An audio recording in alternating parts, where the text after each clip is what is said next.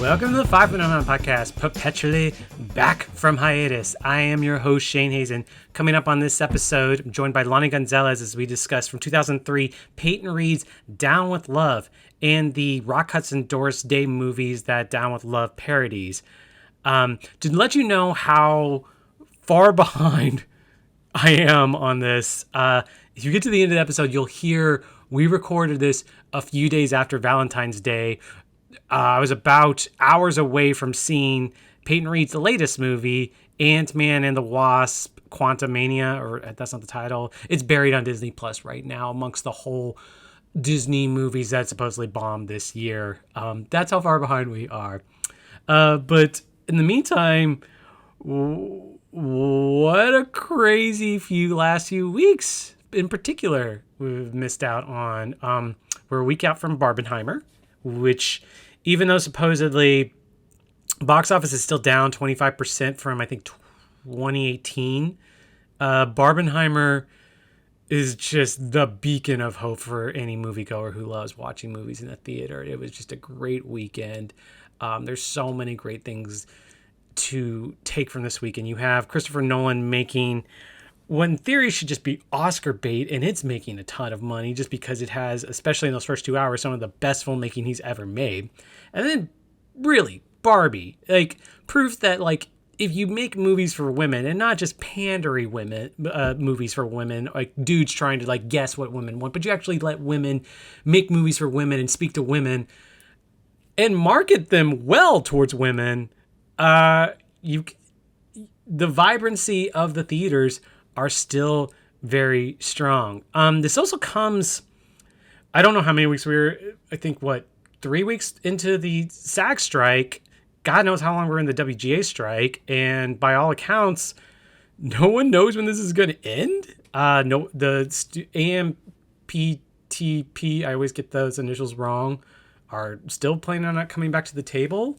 There's all these weird reports about why they're doing how they're doing while seeming like Bond villains, taking on the side of commerce versus art in history, which obviously is a studio, corporation, an LLC, whatever, makes sense that they're going to do, but still it's just how fucking short-sighted, how much are you shorting against humanity right now with the studios, where the big headline everyone seems to be talking about is AI starting to write and make movies, which I cannot think of any more Soma-like mediocrity that the streamers really want to push. They really want you to just only find entertainment while the plebes work to make their riches, while it seems so ridiculous.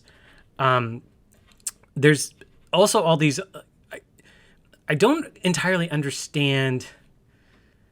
Warner Brothers came out today and said that they've made $100 million, over $100 million, or at least they have $100 million in liquidity right now because they aren't making movies.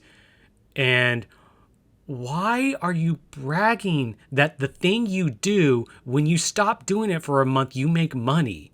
And that's the other thing. Warner Brothers, especially under the David Zaslav reign, I've seen a bunch of people point out that he's become, and that studio has become, the punching bag of what the studios are doing wrong, which, to be clear, making movies and having people enjoy movies is a fucking golden egg. And to screw it up, you just have overthought groupthink to a certain point. I just don't get how you screw this up this badly, so epically. And granted, there's all the issues with the streamers. Streamers have, as many people point out, Apple and Netflix in particular have no financial or vested interest in making sure theatrical lasts, even though now the streamers' economic model, people are really just tired of it, I guess, or at least investors are, Wall Street are. And so they're just, it's been proven time and time again that theatrical is still a way of making money. I heard it explained on one particular podcast. I can't remember who said this. He talked about how for 100 years, theatrical model was, say a big studio released 22 movies. You would have 18 movies that made their money back. 2 movies bombed badly and were embarrassments. 2 movies were massive hits. And the economic model was that the hits needed to make more money than the bombs. And then suddenly IP started taking over, probably like, I don't know when Bob Iger took over Disney, but Bob Iger was a strategist who came up with a, let's just release 8 movies a year that we think are going to be all surefire hits. And then suddenly box office was really well because it was all IP based. And that strategy for Disney, particularly this summer, like, have you heard the term flopbuster? Like, that's what's taken over. I should also mention, I don't know how long I've been talking right now at this point, but why am I talking about money and box office? Like, all I give a shit about for box office is that artists I like get to keep making stories and bigger stories and the stories they want to tell. And I'm interested in, it's all they're talking about right now just because it's the survival of the movie business stuff. And I don't know, by the way, off topic, if any of you who are on Instagram, I recommend my favorite new follow is Francis Ford Coppola on Instagram because it's very apparent he's actually doing the Instagram himself. And he's of the mind, he posted the other day, he says, we're on the verge of a new age of golden cinema. And if you followed his posts, I think he's posted that great, inspiring, unfulfilled quote at the end of Heart of Darkness where he says, you know, a fat girl in Ohio is going to be the savior, the new Mozart of cinema. That didn't happen. The other day he posted this amazing, amazing story where he showed a clip of him presenting Michael Cimino with Best Director at the 1978 Oscars. And he went on this rant about how we were on the verge of a new golden age of cinema. And in the notes, he pointed out, it's like, we were on that we were on the verge of it. The problem was it didn't go into the artists. Infamously, the new American wave of the 70s turned to the corporate wave of the 80s, which ended up being some of the worst movies of American cinema. And if it got to the artists, maybe they could have taken over that. I don't know. I don't want to speak in utopia artist speak, whatever. But there's just a lot of correlations in my mind right now between Tarantino came out and said that, like, we are now in the worst, or one of the 3 worst decades of American cinema right now, between the 50s and the 80s. And I see it. I am uninspired by the movies that are being made right now. And Coppola made the point, we're on the verge of a new golden age. And I hope so. I really do hope so. So we're talking Down with Love from Peyton Reed, which I hate to, I can't get any better language than to say I'm just like undiscovered gem. I think film Twitter's kind of fallen in love with this movie. Just a very witty movie that is a meta movie about a genre of romantic comedy that was probably more clever than you think from the 60s, late 50s and 60s, the Rock Hudson, Doris Day movies. Lani is the bigger expert on those, and we discuss it. But Down with Love, you'll hear me speak about, there's so much great stuff. There's so much great filmmaking. There's so much fun and cleverness in the movie, but there's one specific sequence that is just an all-timer in it. The main reason I wanted to do this episode. So I hope you enjoy listening to this episode and find out which sequence I'm talking about.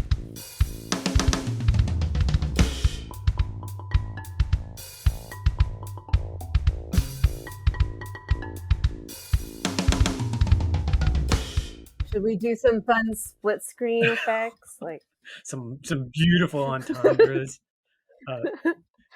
Those are I had forgot. That was one of the things in the movie I definitely forgot. Completely forgot it. oh really? Yeah, there's That's funny. we'll get to this. There's one specific thing. Reason Down with Love works for me and is so memorable is there's one scene at the end. I think near the end, it's probably, I hope you and I know what we're talking about. We'll realize the same spot. And I not twice if you agree, because I don't want to spoil it until we get later into the podcast. But I don't know. I is don't there, know. I don't know what scene. I mean, I think I know maybe what scene you mean, but where was finish your how thought. have we talked? How did we come across this episode? Like, you're Doris Day Rock Hudson fan. Yeah, I do. I like those movies that they made together. I like Doris Day in general and Rock Hudson, but they made 3 comedies together. in the late 50s, early 60s, and I think all three of them are fun. Did I mention my particular love for Down with Love? No, I think maybe you did like a Facebook post, or you said something maybe about Okay. Peyton Reed, and then I jumped in and said like I demand to be on the Down with Love episode. And And I so actually had a Down with Love episode planned too. So, yeah. my memory around this movie is I was working at Showplace North, and the hardest thing that I'm gonna miss about working at a theater was also one of the most tedious, but it was weirdly rewarding because when you were a projectionist, you had to tech the movies, so you watched pretty much almost everything that came through. And Mhm. I guess with the last days free streaming, when like the studios were putting out a lot of content, there was just yeah, you had to watch a lot of bad stuff and you got used to it. You got acclimated to it, but you'd always be surprised, especially it didn't even need to be projections. You just had to work at a theater and have to walk in on it. There was always the magic of a tedious movie with one good scene, or in this case, a movie that no one is talking about, and it can be frustrating because then you'd start telling people about it, and they'd be like, "Why that one?" But this is one of those ones like always Mhm. stuck. I don't know if I've actually seen it since we had it in the theater at Showplace North, Mm. but when I Okay. watched it again the other day, still charming as all get out and clever as all get out. Yeah, I haven't watched it in a few years, but it's definitely one I've watched a few times now because I just think it's, yeah, super charming. And even if you're not if you're not familiar with the older movies that it's sort of Which I playing off wasn't. of, I was not at all. I think it's still just enjoyable as a comedy, a romantic comedy. It's still funny. It's still fun to watch and lots to You look got the at. contextual gist of what I mean, I've always heard about exactly what Rock Hudson, Doris Day movies were supposed to do or what the effect of them. For this episode, I only watched Pillow Talk, but I did watch one. Yeah. Well, I think Pillow Talk is the main one that this movie is kind of riffing off of. Pillow Talk and Lover Come Back kind of have similar plots. Does Lover Come Back the one with Tony Randall in it too, along with Pillow Tony Randall is in all their all of them, movies all with of them, them okay. as well. So it's almost like a trio, really. It's Doris Day, Rock Hudson, and Tony Randall. I guess I thought he was only in 2 of the 3, okay. Yeah, yeah. And Tony Randall is in Down with Love. I had completely forgot about that too, and didn't realize that was a specific reference until and I watched Pillow Talk first before rewatching Down with Love. Mm. Let's get into what your history is. Doris Day is the main anchor for you, I just like old movies, and so that was, I've seen before. I don't know if the first time I saw if it was particularly for Doris Day, but I do like her. I have watched a lot of her movies. She started out as like a big band girl singer, and then she got into movies and kind of played the singer in the band in movies, like light musicals for a long time. And then in the 50s, she had done a couple of more serious ones, like the Hitchcock movie, The Man Who Knew Too Much. that's really the only one I feel like I know a little. Yeah.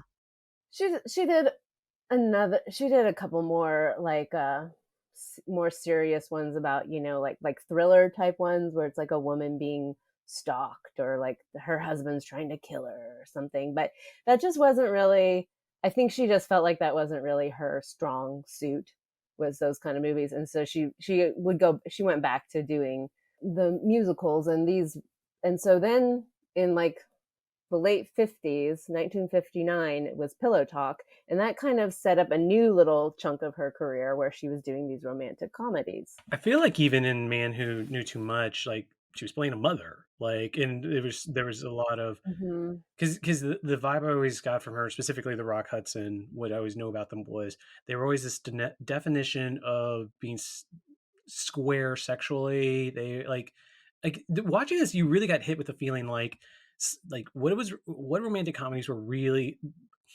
seemed square to boomers at the time. And I mean, this is pre-sexual revolution, but how were movies outside of in America talking about sex this time too, especially in a romantic Mm-hmm. comedy? Right. Well, I think you're coming off of a period of with like the production code and the studio system and that kind of getting more relaxed in the 50s. It was Billy Wilder's really always the closest that was pushing the boundaries, I thought, from but there's gotta be someone else who was, you know, or some other movies that were.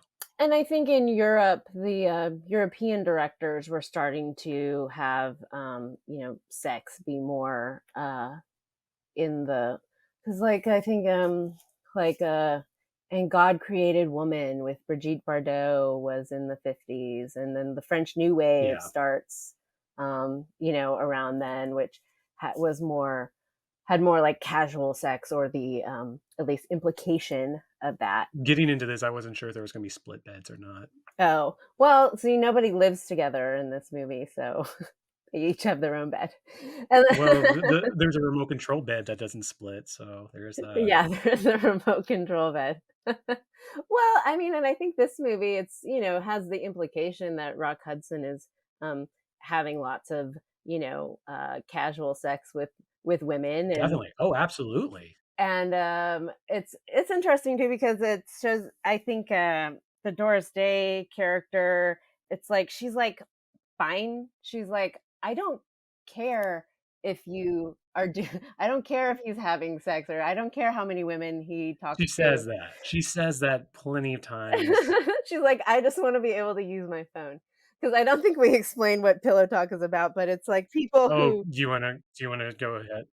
well, yeah, I mean, it's kind of this weird concept to explain now, because it's like this, people had landline phones, and in the The landline 50s, part is the part that's the complicated part to explain. no, no, no. They had a landline phone, and at that point, some people, not everybody had their own dedicated phone line, and so you would share a phone line with a stranger, like she does in this movie. And so anytime she picks up the phone, if he's on the phone, she can hear it, and vice versa. And they try, and she wants to like schedule out times when they can be on the phone, because he's always talking to his girlfriends, and she just wants to be able to make a phone call. And so then later they happen to meet, and he knows that it's her, but she doesn't know it's him. And so he takes on the persona of this Southern gentleman who's visiting New York, and they go out on dates. And eventually, she finds out who he is because of the skill of being able to read sheet music. She's able to recognize a song that she's heard him play over the phone for many of his girlfriends.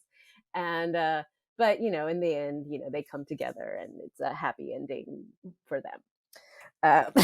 And Tony Randall plays his friend, who's like, the nerdier guy who is envious of the fact that Rock Hudson is dating all these women, and would like to date Doris Day, but relishes the fact that he's found one woman that doesn't want to date him.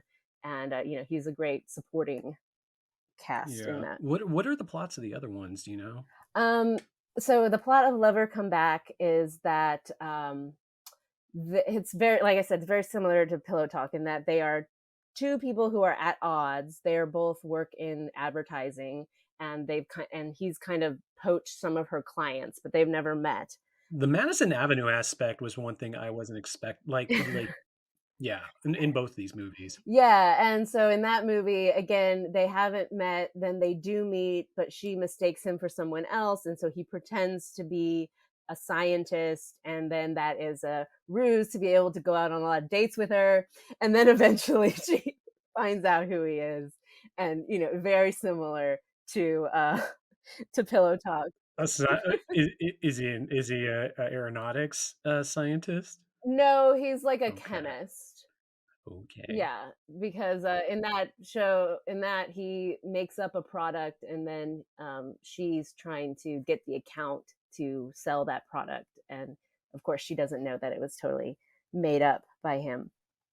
And then in Send Me No Flowers, they're actually a married couple, and the Rock Hudson, the husband, believes that he is dying, that he has a terminal illness, and so is trying to find a new husband for his wife before he dies. He wants to find someone, to match her with. Is that Tony Randall? And No.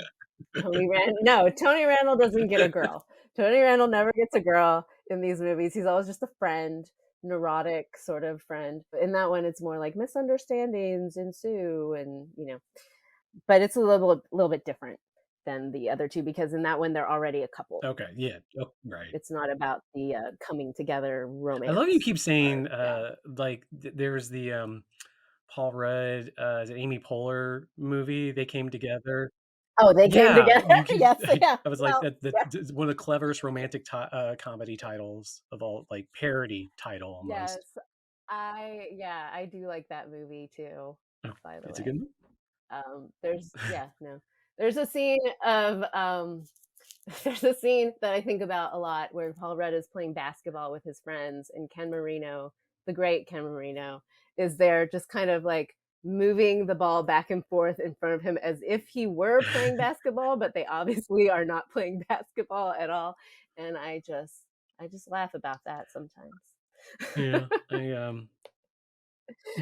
I guess the Mad Men artifice, I was surprised that this, like, I mean, there's a scene in Down with Love where Sarah Paulson's introduction, she comes out the elevator and there's just smoke coming out of it, but it's still a few Yes. years before Mad Men, so Yeah, yeah, it's interesting that it did come out before Mad Men kinda made a little bit more of a desire for mid-century stuff. Should we give a plot summary or something do about you wanna Down go with ahead? I Love? was gonna try to finish up a little more pillow talk.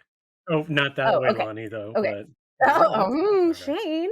Um, so yeah, well, I don't know what else to Well, say, culturally, what do you about think of Pillow it now? Talk. Where do you think its those reputation of the? Because I mean, like, one of the things that stood out to me was an obvious, uh, almost I don't know, it's a low cheap observation, but it's the gag of whenever Rock Hudson is trying, he's still two personas. And he's trying to mess with Doris Day's head, and Mhm. he's like, "Oh, he hasn't made a move yet." And then what was the phrase he says? Like he's friendly with his mother, and he likes the, Oh. yeah. Yeah. Yeah, they kind of make a reference like, well, maybe he doesn't like women because he I hasn't, wrote down the phrases. It was, yeah, it was like friendly with her mother, and something like I want to say like there was something about costume or design or something, some crack mm, there. yeah, right, right. Um, yeah, well, that Pillow Talk, was very popular at the time, and it won the Academy Award for I know screenplay that she. Oh, year. who got nominated for? Was Doris Day got nominated? I think Doris Day got nominated for Best Actress, but, the movie itself, it got a few Oscar nominations, but it did win for its screenplay, which is Okay. interesting 'cause, um, certainly for the last few years that I can remember, a romantic comedy type movie would not be even nominated, much I would less win. think, Silver Linings Playbook would probably be one of the last ones, but you also back in our heyday, Yeah, the James L. Brooks ones that got nominated. sure, Yeah. sure, yeah. And then it spawned a couple more, not sequels, but more team ups. So I think it was popular, and I think even though today it seems kind of silly and pretty tame about its sort of the way that it's depicting, sex lives and romance, I think at the time it was seen as kind of like cheeky, Mm, that makes like sense. not super like racy by any means, not what they're doing over in France, but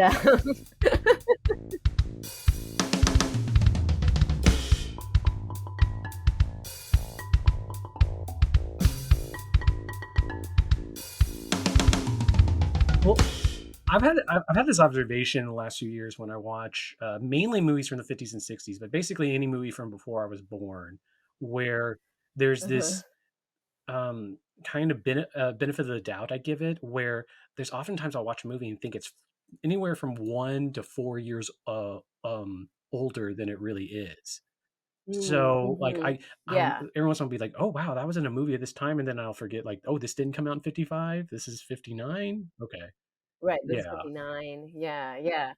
Yeah, because I think now we think, oh, 50s are kind of like still very buttoned up, Right. 60s are a little bit more like cool, and this was This is kind of definitely a the in transition between of 60s, although Down with Love yeah. really references that more than this, but Yeah, because Down with Love takes place in 63, they say. that's 63, really? Yeah.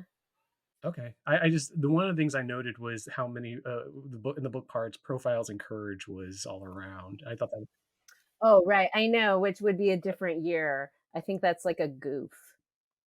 That's your IMDb goofs hey, is, I don't know how long it was on the bestseller list, I'm not going to. yeah. But I watched some special features, and in the special features, I believe they said it was supposed to Okay, be okay. take place in 1963, but it Neither doesn't. here That's nor not there. We're still on that's Pillow not a big Talk, yeah. deal because it could kind of be early 60s. Plus, Yeah, it's made this movie, the Down with Love, was made in the future where they knew what was going to happen in the '60s, so they could comment on it. Yeah, right. yeah. Well, uh, what do you think, the reputation? Because I mean, I feel like anyone who wants to watch these has to want to watch them just for like Rock Hudson Doris Day chemistry, or people have to want to watch them because like there's not a lot of people pushing these movies right now. I would say.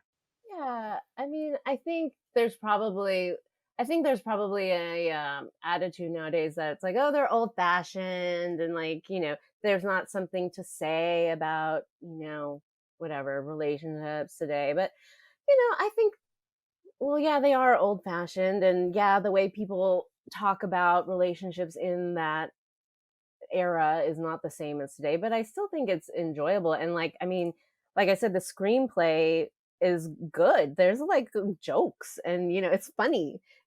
Like definitely moments where you laugh, and like sort of like these one-liners, and sort of the sly asides where they are making those kind of double entendres or whatever, that I think still are, they still land now. It's also like really fun to look at because these movies had a really It is very colorful, fun to look at. that that 50s, 60s Well, especially design the that's apartment at the end. When she redesigns the apartment at the end. Oh oh, my. yeah, when she redesigns his apartment, and it's like, the bachelor lair from Mhm. hell with like uh, animal heads and like beads and a rotating bed or whatever.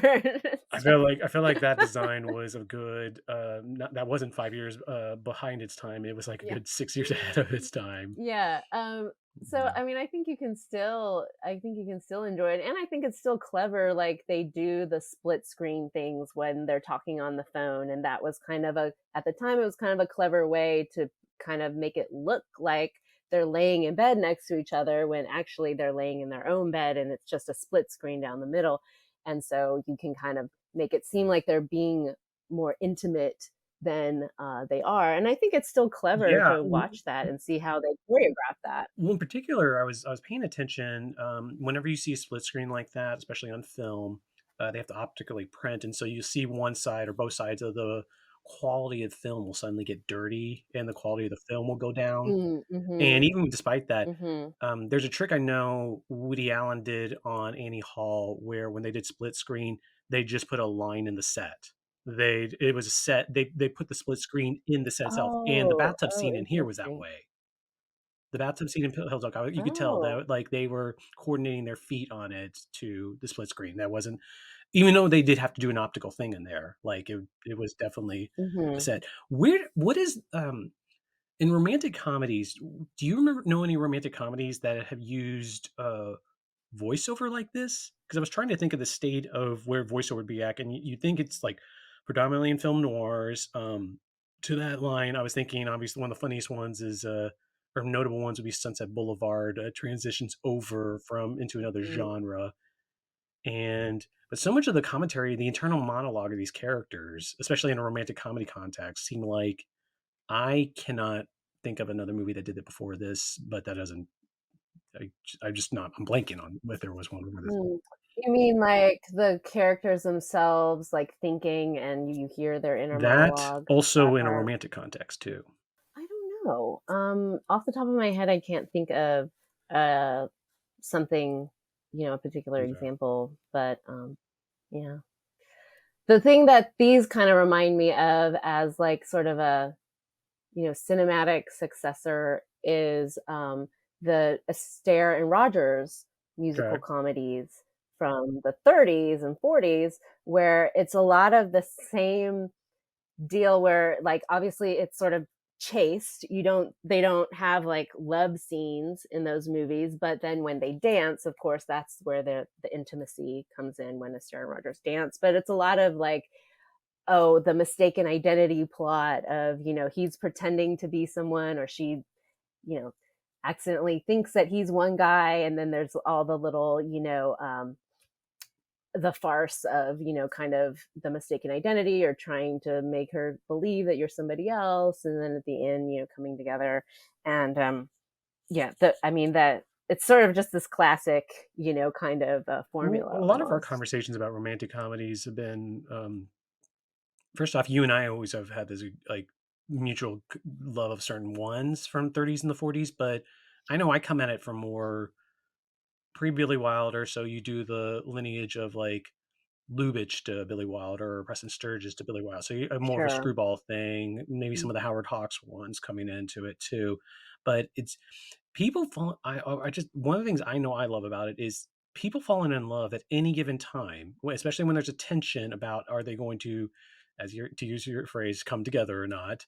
Um, like it's endlessly rewatchable. It's like young people falling in love is always, or just charming people falling in love is always a great thing to watch. Yeah, yeah.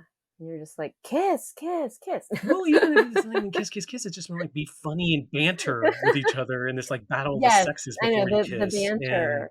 Yeah. Yeah, like, the Lubitsch and the Billy Wilder ones definitely are more bantery, sure, and yeah, the screwball comedies definitely are more about, like, gags. And then I think, like, Pillow Talk, it's definitely not as, like, gag comedy heavy, or, like, crazy, like, people running in and out of doors kinda thing. maybe I It's don't know.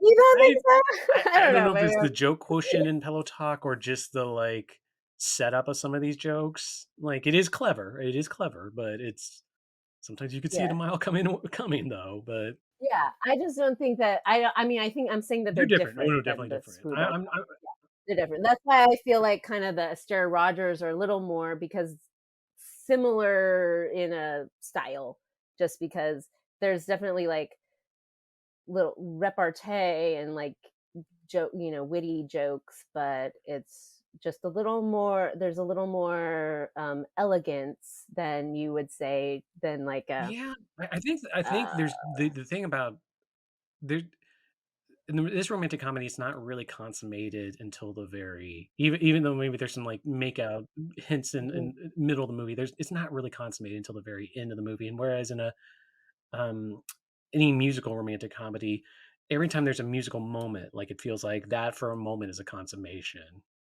Well, Maybe, maybe. maybe. I guess it depends. It depends on the song.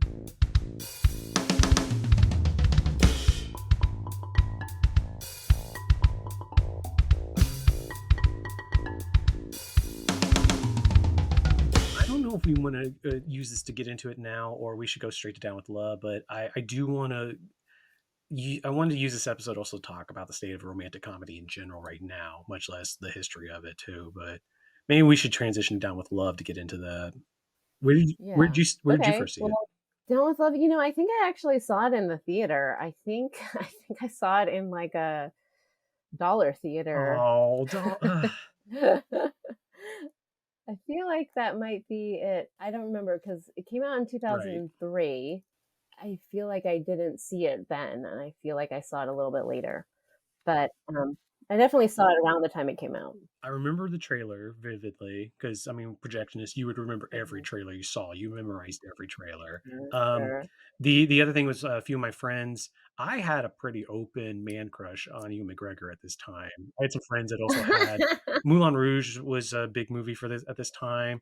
I am a Star Wars Mhm. prequels apologist, and like Oh, this sure. is his Yeah. big movie in between this, and so, I Yeah. was at least excited to see it. Like I said, I teched it at night. I Mhm. can't remember if I was by myself when I watched it. It would have been like 12 or 1 in the morning watching it. Um, And like I said, I did not have the Rock Hudson Doris Day context on any of it. Yeah. It was my big excitement coming into this was a few things was mainly Peyton Reed, and like I'm not a big fan of Bring It On. I don't know if you are. I am a fan. I mean, I am exactly the right age to have, because Bring It On came out in 2000, and that was the year I graduated high school. So it came out actually after I graduated. But, I'm like the same Okay, age as okay. the people in the movie. And it was something that they showed at my college, like, movie night, free movie. Like, I remember that was one of the first ones that they showed every I remember being school. clever. I was still actually too close to high school where cheerleaders were a vacuous clique that hated me. So I think maybe that was a problem. Yeah, well, I think at first I resisted because of some unreasonable resistance to Kirsten Oh, Dunst, which I I'm love now Kirsten over. Dunst. Yeah. I'm now over that. I'm now, a fan. But at the time, for whatever reason, I had an aversion, and I was like, well, I don't want to see that. And I'm like, oh, I'm not gonna like this. But I do like it. Lonnie, I'm going to admit something I don't know if I've ever admitted to anyone before, and I hope this isn't recorded so it goes out to anywhere. Really? I wrote Kirsten Dunst a love letter when I was 13. Oh. Yeah. She did not go out with me after writing Well, it, though, so it still hurts. yeah, yeah. Yeah, well, Peyton Reed's also one of Finney's for me. There was something also very clever about Bring It On too. There was something smart about it going into, and um, Mhm. my, was he had worked on Mr. Show. He had worked on Mr. Show with Bob and David, so Yeah. that was a big. I got it. I had Mhm. the big vibe that he was a part of the Largo scene. His background. Have you looked into his background before this even? I just was looking at his filmography mostly, and I saw a lot of He did those TV. wild the World of Disney, which okay, ostensibly the reason other reason we're doing this, even though it's too late for Valentine's Day, is because I don't know later tonight I'm going to see Ant-Man: Quantumania, his new movie. Um, Mhm. yeah, his first the craziest thing on his filmography is his very first directing gigs. Did you see this? Back to the Future episodes. Oh, yeah, like a TV series of. Oh, Yeah. animated, yeah, It was a okay. Saturday morning cartoon. I remember I was starting to get out of the point of being into Saturday morning cartoons, so, like, I love Back to the Future, and I was barely into it. Yeah. And Bob Gale also directed like, they got non-animators, it looked like, to direct these episodes. Yeah, well, it says director live action Oh, sequences on okay. IMDb, Because so Christopher maybe Lloyd he was, was just did doing. these interstitials to him. Right, he would. Yeah. But, yeah, a lot of TV, like, weird comedy stuff, like Weird Al and. He did a Computer Wore Red Tennis Shoes remake. Okay. Yeah. But it was interesting because when you were saying, like, yeah, with Ant-Man coming out, look at a Peyton Reed movie, and I looked at his filmography and I was like, wow, he really hasn't directed very many movies. And, like, he's interested a little in romantic comedies too, at least right after this, but he has done a wide variety of stuff too. Right. Well, as far as movies, it's Bring It On, Down with Love, then The Yeah. Breakup, and Yes Man, two kind of The big big yeah. studio comedies. Have you seen do you remember The Breakup? Do you remember much about it? So I've never seen The Breakup, and I did not go back and watch The Breakup. But I remember that it was a very big The br deal the at Breakup the is time. It was a big well, okay, hit. it's a hit, but The Breakup is, like, I haven't watched it since it came out, but it is worth revisiting just because it has a very, very interesting ending, and it's not what you're expecting for Mm. so then it's, like, Ant-Man is the next one after that? Yeah, then the next movie he makes is just 3 Ant-Man movies, and in between, he directs some TV. Okay, In between, like, Yes Man and Ant-Man. okay. Eventually, he took over Ant-Man for when Edgar Wright left the movie too. Yeah. Right. Um, So I did rewatch Ant-Man, and I did watch Yes Man, okay. and, which I hadn't seen ever before. I had seen So Ant-Man. almost all these movies we haven't seen since they came out. We like them, we fondly remember them, but they were disposable. I thought, like, I never watched Yes Man because I wasn't interested. I thought, like, "Well, that's dumb." Like one of those Jim Carrey movies where he can't do something or whatever, you know? Zoe Deschanel's good in it. But, I actually thought it was okay. I guess just kinda watching these, kinda my take on Peyton Reed is, like, I didn't notice, like, he didn't have, like, a real style or anything, really, that stood out that you would think, like, "Oh, well, this is a Peyton Reed movie," and it just kind of seems like he's a nice man who, people enjoy working with, and he can get the job done. I mean, he's, like, a competent Well, director. I'm surprised because I feel like he's more of a classical director who's really not trying to impose himself on stuff. And like the one thing that I always felt like Mhm. he just elevated everything he worked on. At least up until I mean, I like the Ant Man movies, but he always like I always I sought out Peyton Reed movies. The other thing about Down with Love that I wanted to talk about, especially the earliest scenes, all the New York stuff, the way they shot New York. Peyton Reed at this time was for I don't know how long was up for directing the 20th Century Fox Fantastic Four movie before it Right. turned Tim Story Mhm. eventually did the really terrible ones, and um, his pitch apparently for a Fantastic Four reader fan, like the peak time of Fantastic Four was the '60s, and so his pitch was to base Mhm. it in the '60s in New York in 1963. Well, I Mhm. guess yeah, '63 would have probably Mhm. been. And I'm theorizing. I've never read a script or Mhm. anything like that, but that is always what I'd heard Mhm. that he wanted to base it. So all this stuff of Yeah. like going outside the UN building, all this stuff, it just feels like a lot of what if that was true, a lot of stuff for Fantastic Four he translated over to Down with Love. Yeah. Watching I watched the special features that were on the DVD of Down with Love, and it's funny seeing, like, this DVD from 20 years ago that has all these featurettes and things that, I like, watched them too. you're lucky if you get anything on a DVD nowadays, but anyways, just seeing, like, the little ones with the costume designer and the production designer and talking about all these aspects and how much work they did, and it just seemed like people. The rear projection stuff, whenever they had Yeah. the movies they got them from was funny. Yeah, it just seemed like of people who really loved what they were doing, were really interested in this, design of the time period, and were just, like, really happy to be making this movie, and so I feel like they probably all the people that worked on this movie, they enjoyed the The work that they craft. could put into it, the craft, and, I don't know if they thought it could ever be financially successful, but somebody gave them money to make it. That's what bummed me out watching the behind the scenes was it was just like, "Oh, this should have been a hit." This because there's so much care and love put into this, Yeah. and we haven't even talked about the script being as clever as it is because that's been really at the end of the day, that's the reason I wanted to do this episode is like Mm. it's a really clever script. Yeah, and those to the, 2 screenwriters, Eve Allert and Dennis Drake, it seems like they really didn't do very much afterwards either. They saw they're credited for Legally Blonde 2. But, they don't Okay.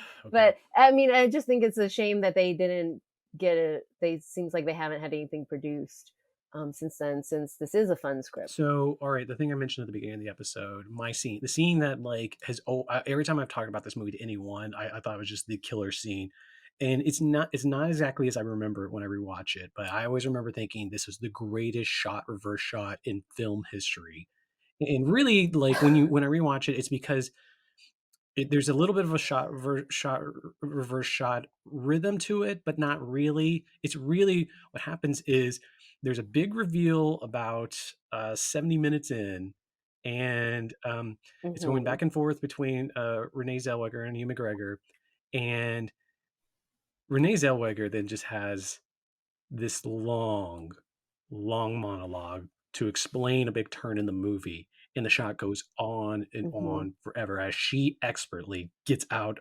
everything and just like, and it's a very implausible plot change that she acts so just like such a champ getting through this and just and having to every Mhm. turn, every bizarre little thing, she just at the top of her game. But the moment you realize it's where it feels like a shot reverse shot is when it finally cuts back to Ewan McGregor reacting to it. Is like when it's in the theater, I knew this movie was going to be good. I thought this movie or better than what we were seeing. I had an idea that there was higher quality to it. but just the how low my jaw dropped when that moment came. I just when I was speaking earlier about there's these great moments in movies that no one and mediocre movies that no one will know about. This is a good movie with a elevated moment like that, and you try to explain it to somebody, you Mhm. have to watch the entire movie to get why that moment is. Right, right, yeah. Yeah, no, that's great. That was that not the moment for you either? What do you I The mean, moment of what? That you liked the movie? one of the most memorable moments of this No, for movie. me, the most memorable moment, because it's something again that I think about a lot, is when Ewan McGregor, which we haven't given a plot summary yet, but Ewan McGregor pretends to be another character. He's pretending to be Major Zip Martin instead of An astronaut. an astronaut, a Southern astronaut, instead of his actual character who is named Catcher Block. Hilarious name. And he is trying to trick Renee Zellweger that he's Zip Martin, and they go out to lunch. And then he tells the waiter or the maitre d', he's like, by the way, it's Major Zip Martin now. Tell all the maitre d's, doormen, theater ushers, taxi drivers, like, just spread the word. So that, so that now everyone in town will just address me by Major Zip Martin. And that was just so hilarious to me. I feel like this movie's filled with a lot of moments like that.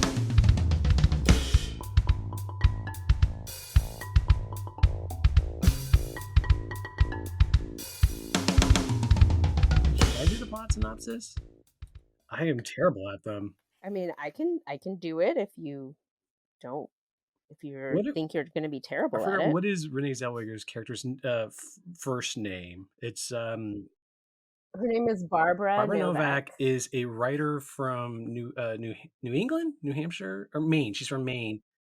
She says she's from Is oh yeah, she's from Maine. and she's just come to New York because she's written a book called Down with Love that goes on about why women don't need men particularly. They can find ways around them, including with sex, replace it with chocolate. And she comes to New York under the tutelage of Sarah Paulson as her editor, who they then have to go to a board of all men who are not thinking much of the book. And so to try to sell the book, um, David Hyde Pierce is a publisher who I'm not sure, is it like an Esquire magazine? I'm not sure what Yeah, he's the publisher of No Magazine, KNOW. Yeah, which is like a his main Esquire type. writer is Yeah. named Catcher Block. What is who do you Ladies' man, man's man, man about town, who catcher do you think he's block. supposed to be representing? Because I kept all the writers I was thinking of would not. I mean, Catcher. I mean, I go to Salinger, but like, no, no, Oh, because like I Salinger don't. wasn't a magazine I didn't. writer ever, and years later, I kept thinking Truman Capote, but Truman Capote clearly wasn't him. I'm just trying who was a big Norman Mailer. I don't know. I don't know if there's like a real world analog for his character. I think it's just more of like magazine writer is kind of a somewhat glamorous New York job. He has a scoop where he found out that NASA was bringing in a bunch of Nazis to Florida to help out with the rocket program. Yeah, that's his latest expose. Yeah, and so then David Hyde Pierce wants him to do the story on Barbara Novak because he's trying to date Sarah Paulson's character, and then Hugh Yes. McGregor in the first of the movie's long, great split screen sequences stands Barbara Novak moment after moment after moment, and then Hmm. Barbara Novak then decides that oh now I should try to really make this a bestseller, and Right. Well, they thought that that getting an interview with Catcher Block would really publicize the book, but since he keeps standing her up for the interview, they decide, why if only we could get your book on the Ed Sullivan Show. and then someone I forgot who disappears, and then they get Judy Garland singing "Down with Love," which is, The song "Down with Love." Yeah. and then they have Ed Sullivan say it's a tie-in with the book, which Yes. Which well, I think it's hilarious because Sarah Paulson's like, "Yeah, how do you get a book? on the Ed Sullivan Show because, like, it's a book. What are you Well, gonna and also do? to say nothing to Renee Zellweger and the Judy Garland connection too. Renee Zellweger's Oscar. Yes, that's Yeah. interesting. Uh, Yes. and then so the book then shoots up and becomes a big bestseller, and she does more TV shows, and she slides Catcher Block on another quiz game show, which then inspires Catcher Block to want to expose her for who she really is, and Mhm. that's when the Zip Martin stuff happens, and they start Right. maybe or maybe not falling in love. Yeah, well, they start dating. She thinks he's this nice astronaut named Zip Martin, and then eventually his identity is revealed, but then Barbara Novak reveals that maybe she knew more than we thought. How much do you want to say? Like, I'm terrible about synopses. I'm I don't terrible about care. spoilers. This is just the moment in the movie where she reveals who she really is. Her character's real name is Nancy Brown. Yes, well, she goes on an extended monologue, like you say, where she reveals that her name is Nancy Brown and she used to be Catcher Block's secretary, but he goes through them so fast and doesn't pay attention that he would never have noticed her. And she realized that she's in love with Catcher Block, but the only way to get him would be to write a best-selling book and convince him, and blah blah blah. And she goes on and basically recites. Right. The section where it describes the writing a best-selling book is so it's just like one sentence after this long monologue. She's like, "Oh yeah, write a best-selling book." It's so casual. Right. And then she kind of then details basically all the points of the plot that we've just seen, and you realize that she had sort of orchestrated all of this. This was part of her plan down, whatever just happened 5 minutes before. And As much as I love Renee Zellweger's performance there, the reaction shot is a chef's kiss. but yeah, and Renee Zellweger, Ewan McGregor are both great. Sarah Paulson is great as the editor. David Hyde Pierce is great as Ewan McGregor's editor, playing the Tony Randall part. If you had to like make a more modern analog of Tony Randall, I mean David Hyde Pierce is Yeah, immediately that's good casting too. comes to mind, and he's great. Tony Randall also appears as the head of the book Yeah. publishing company. Yeah, yeah, cameo there, but honestly, perfect comic timing, I thought. Like, he's like 80 years old at that point or something, and had not lost his timing there. You mentioned the DVD. One of the very frustrating things is this movie opens with like an old school 20th Century Fox logo, and then it has the old 20th Century Fox Mhm, Cinema Scope thing piece and mhm. so the DVD I got. I always talk about how our local libraries are amazing, but for some reason around 2003 they bought a ton of full screen DVDs. Oh, So I yeah. started it. It was full screen. I was like, "Fuck this shit," and so I went ahead and rented it on Amazon. Renting it on Amazon, also pan and scan. It's a 16 by 9 Oh, pan and scan, and was no. ridiculous. Is there's clearly some scenes that like the process shot or any of the split screen shots where it needs to be 235. So the film would the movie would then go back to 235 just for those scenes. Oh my gosh. So at least it would do it that, but it was just so unnecessary and so Ugh. ridiculous. Why? Why do you cut a Why? composition like Why? that? It's such butchery. Yeah, the split We need to screens, I talk about the mean, split screen. yeah, that's one of the main kind of, bits of homage that they're doing to Pillow Talk, and it's, It's weird you also, know it then takes Pillow Talk well a few decades past its yeah, right, right. I mean, it takes the idea of a split screen where, Renee Zellweger and Ewan McGregor are talking on the phone, and again, it's showing them on either half of the screen, creating the intimacy that they're actually near each other when they're on the phone. But then it has them doing sort of these like Austin Powers like very poses where, oh, it looks like, they're touching each other in certain ways, sexual positions, and like their feet are coming together at the end, like they're in bed together. And this movie's shot by Jordan Cronenweth too, who's a David Fincher cinematographer. Like, it's weird because one of the things, like, that I can't tell if it's 2003 or it's just, on purpose, and I think a lot of it's on purpose, is they try to do a rear projection effect on a lot of this stuff to get the artifice going, and some of it just Mhm. looks like bad green screen comps. but on purpose, and because some of them, like, the process shots look cool, like, Yeah. in a bad way, in a good bad way. Yeah, I mean, they, like, intentionally I mean, they shot everything on the Universal backlot, and, like, with the car shots, which would usually be rear projection, right? And Yep, Shane, you're sure. more of a filmmaking expert, but, like, in Back in the the day. Doris Day movie, it was a rear projection. So that means that they would be physically sitting in the car, and then something was projected behind them while they're doing the Right. scene, right? Like, in the old days. But in this one, that wasn't working, so I guess they had to do Yeah. green screen with but they did use old footage from '50s movies as the They streetscape. mentioned a Doris Day one, but they also mentioned, My Man Gottfried as one of the Yeah, ones. which in the '50s, there was a Okay. color remake of My Man Oh, Godfrey, so I have to assume that's yeah, what it yeah, was instead of the right. black and white, because Yeah, that would have been odd. yeah.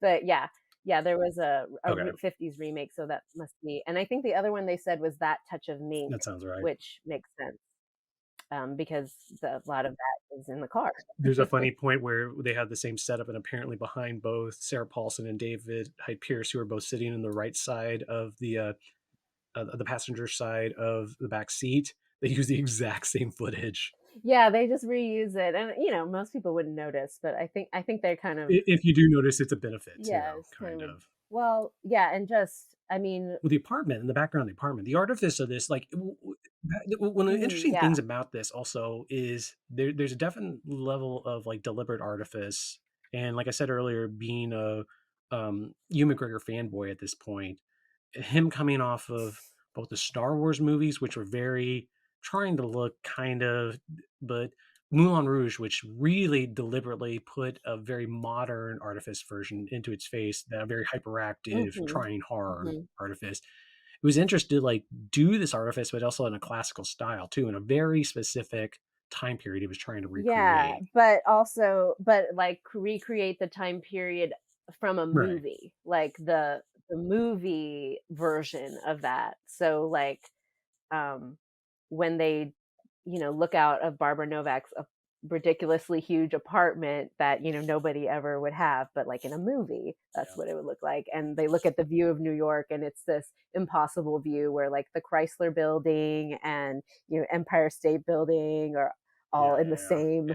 like, you know, the same Mhm. window or like she gets out of Grand Central Station and walks across the street to the UN building when they're not actually across the street. But it's like one of those things where, it's just having someone go to all the landmarks. You got to get the landmarks in so you know that you're in New York Yeah, City. the only time they all look properly paced is the that opening matte painting when the helicopter over Lower Manhattan. But otherwise, yeah.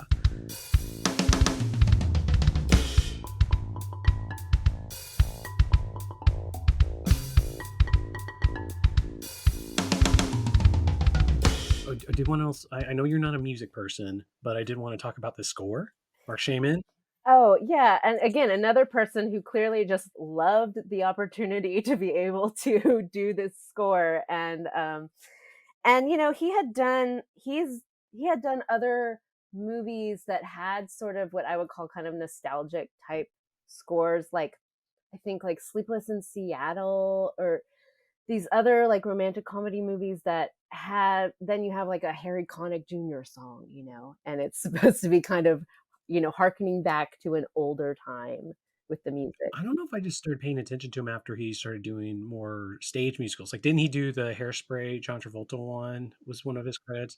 But the Yes, but he also did the South Park Team movie. America and South Park are the things I know him for most, but I mean, in particular, in this in Down with Love, one thing that's cool about his music is how it's so every single motion on screen, there's a gag or a little twist. Oh, yes, he adds a There's little musical, there's a little teaser to button. every eye, yeah, a little button to every eyebrow twitch in the movie, every expression that changes abruptly, like it just sells with the button every time. Yeah, which, maybe that could be, annoying or it could be, or it could be fun. I think it adds to it. I think I think it was fun. I think I didn't know if you were being diplomatic there or not, but I thought it was fun. well, I did go back and read reviews from the time because it was interesting for me to see like what the reaction was at the time. And I think some people, What were they saying? well, it had a very mixed reaction. There were some people who really enjoyed it, kind of, for all the reasons we're saying, like, oh, it's cute, it's fun, like the leads are good, and other people just saying like what is this supposed to be? It doesn't find the right tone, and like, oh, there were too many jokes, or they're like, Too many jokes. Yeah. elbowing you in the ribs every 90 seconds. Like, the music is, whatever, putting a pin on everything. It's like, I don't need you to tell me when to laugh or something.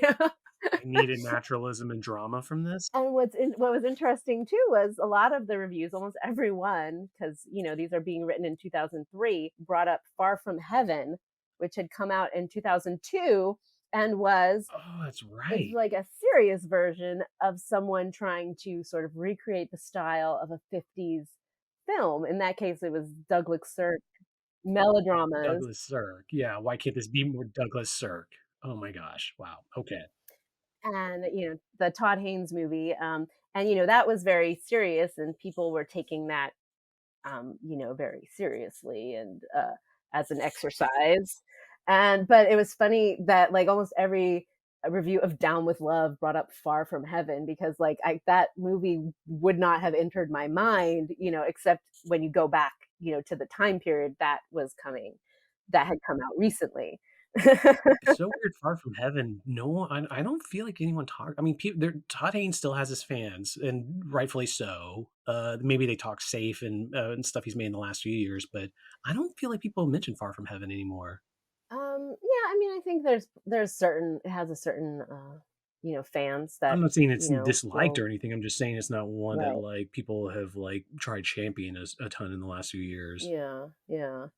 Um, Which maybe there's something about even a good pastiche with a lot of cleverness and love still has to build to be something different. I don't know. I because this Down with mhm. Love is so fun and clever though. Yeah, I think, it's just it's camp, and it's embracing the sort of camp aspects of this time period, when and again, the movies of the time period. It's not trying to be a Right. realistic recreation of, that time, but it's like the outfits are a great example, where every scene they have a different outfit every scene, and like Renee has a dress, a coat, a hat, gloves, shoes that all match. And they have these big these fashion show moments where they sort of walk in a room and you see the whole thing, and it's like, yeah, just kind of an appreciation for like this, sort of outlandish fashion, and like kind of loving that. But Like Edith Head Overdrive or something. yes, but and when you watch like Pillow Talk or Lover Come Back, when I was watching it, I was dying, because every scene Doris Day had some insane hat that were just like these huge hats that of course matched her. Like one was like a triangular basket upside down on her head with like different colored tassels on it, and it's just like no real person would have ever worn that, right? Like I can't believe I did that. want you to talk about the costuming here, but I feel like Renee Zellweger's what what is she wearing at in her very last sequence? That seemed like an homage to that. um what? When again, not trying to spoil too much, but at the end of the movie, whenever she's head of she's in the office. Oh, she's wearing like a turban. Are you talking about that Yeah, one? as I didn't know how to describe it. Well, like, yeah, at the end, where after she has her big reveal to Ewan McGregor, then she and Sarah Paulson start their own company, Uh-huh. right? Or no, that's before. That she and Sarah Paulson start their own company, and then Ewan McGregor comes to apply for a It's job. after the reveal. It's after the reveal that I was talking about earlier. Oh, right, right, okay, yeah, and she's wearing like a turban, and she takes it off. Are you talking about that? We don't have to say what that is. I'm just saying, like that's like overdone. That Yes. headwear seemed like that was an homage to that. Yes. Well, and in her very first scene, she comes out and she's wearing this pink dress with this huge white collar and this giant white, almost like sailor Right.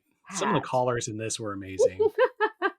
But, and all the clothes Daniel Orlandi was a costume designer. Give him credit. All the clothes were designed and made specifically for the actors. They weren't using like old. They weren't using vintage. They weren't using like old designs or copying them. It was all designed for the actors, because of course they would be new. The clothes would have been new at the time if they were really Yeah. in the 60s. But yeah, the costumes are wonderful. All the four main characters, they all have really great looks that just pop out and are just so fun to look at. But like what I was saying, it's like embracing a lot of the camp elements, but the movie is also slightly poking fun at, you know, with the split screen and making it more, sexually Right. explicit poses. It's poking fun at those old movies. It's funny you use the word camp. I always felt like I had a problem when people use the word camp. Or not people using it, but it was like if someone applied it to something, it was something I wouldn't like just because it always seemed deliberately like I don't know, it was always this line between like deliberately bad and I don't know, like in Mhm. parody and like parody works for me, but camp, like I never I because Mhm.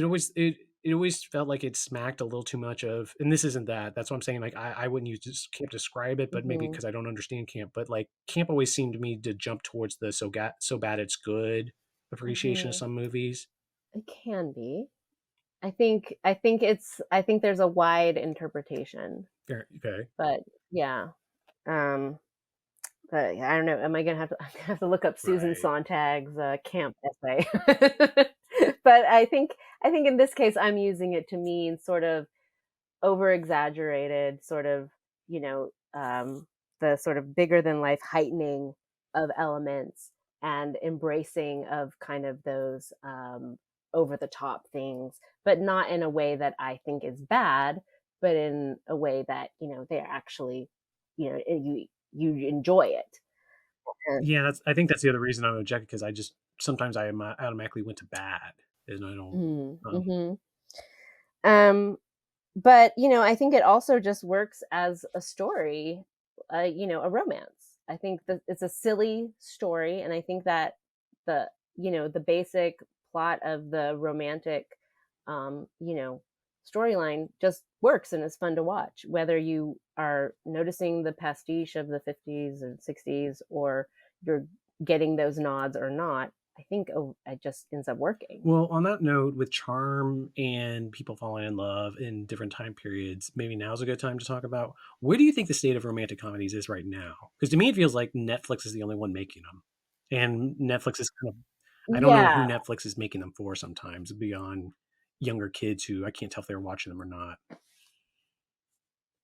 Yeah, it's really I mean, it's definitely not a genre that I think is getting a lot of backing in like, major releases.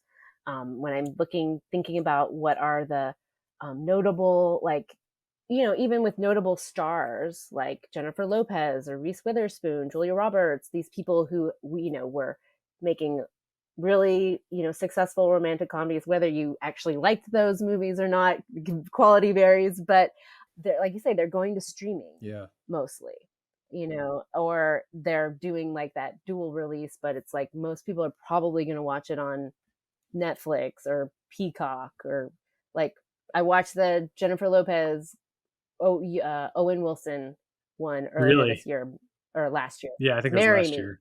Uh, and because I'm like, well, I mean, I could like them. Let me watch this. And like, it was fine. But it was just like on Peacock or something. So, like, I don't think a lot of, people are watching it. And I think, but, a lot of these movies are hits for like Netflix, and some of the ones that are like pitched at like younger audiences. Like, I know Netflix had a series of kind of like teen romantic comedies, like To All the Boys I've Loved Before, Oh, and I have seen that one. I like that one for the most part. yeah, or if that's what it's called, yeah. But yeah, they're just not getting out there a lot in the theaters, and I think there's a lot of reasons why, but I think it's a Yeah. I shame. mean, the trick of it also seems that there's the fine line between like I always said I love romantic comedies, but I've always been one of those people that hates the what you would call a chick flick thing, where just because I feel like the problem always was Mhm. like the trick on doing a good romantic comedy is like the perfect date movie that makes both just like everyone happy with Mm. like Mhm. if a date goes to a movie, both people are happy, and it's becoming an increasingly hard bullseye to do, and especially with theatrical going down. And it's weird to especially with these day and date romantic comedies where it's like the appeal should be to go on a date to a theater. Right. But it's like, yeah, it's like the spectacle movies are more of what people And are going to hey, see, spectacle I movies, guess. I'm glad they bring people to theaters too, but Yeah.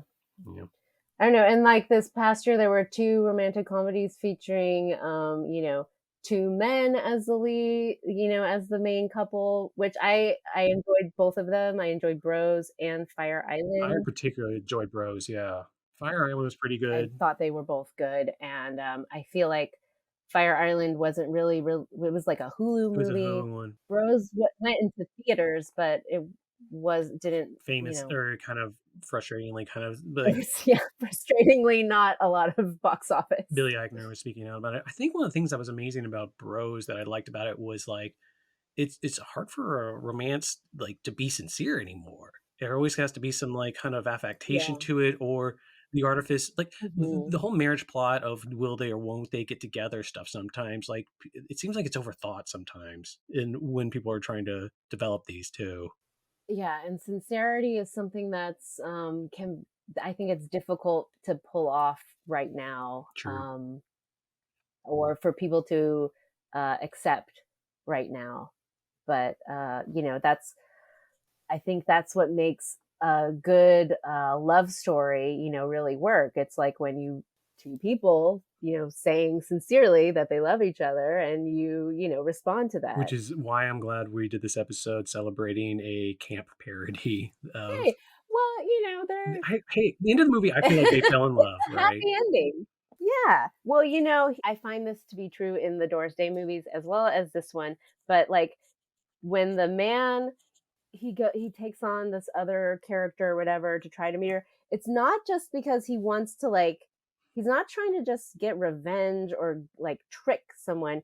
He sees her, he meets the woman, and he Yeah. likes her. And so it's like, but if I introduced to her as myself, she wouldn't like me. So I've got to pretend. And so it's like there's some genuine, emotion there of like, well, I would like to get to know her, but I can't. So I need a bad Texas accent. So I've already Mhm. ruined it. Yeah, So I in this last viewing, I was like, Ewan McGregor fell in love with Barbara Novak or Renee Zellweger very, very much quicker than I remembered in the Battle of the Sexes plot. But mm-hmm. okay, Great well, insights. happy Valentine's Day a week late. Hope everyone enjoys the Star Wars movie that Quantum Mania is supposed to end up being. I'm seeing it tonight. Oh yeah. Well, good luck with Quantum Mania. I'll probably just wait for that one to come on Okay. Or streaming. you'll wait till the next 20 years when we do another Down with Love episode to catch up. Yeah, right, right. Lani Gonzalez, thank you for being on the podcast. Do you want to do your handles, like your writing, the You book can and find some things that I've written on bookandfilmglobe .com and cinema then and now.blogspot.com. Still got that your blogspot blogspot? site. All right. Thanks, Lonnie. Thank you.